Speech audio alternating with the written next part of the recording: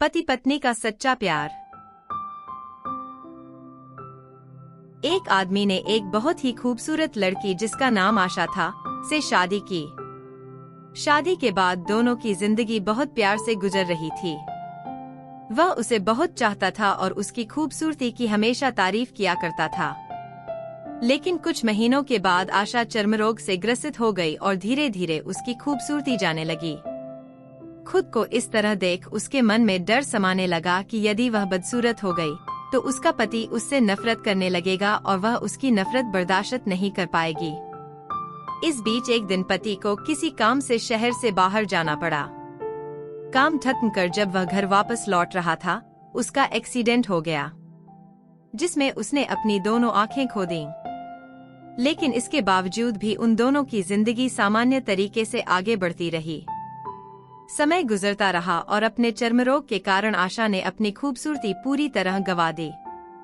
वह बदसूरत हो गई, लेकिन अंधे पति को इस बारे में कुछ भी पता नहीं था। इसलिए इसका उनके खुशहाल विवाहित जीवन पर कोई प्रभाव नहीं पड़ा। वह उसे उसी तरह प्यार करता रहा। एक दिन पत्नी की मौत हो गई।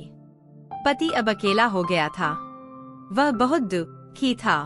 वह उस शहर को छोड़कर जाना चाहता था। उसने अंतिम संस्कार की सारी क्रियाविधि पूर्ण की और शहर छोड़कर जाने लगा।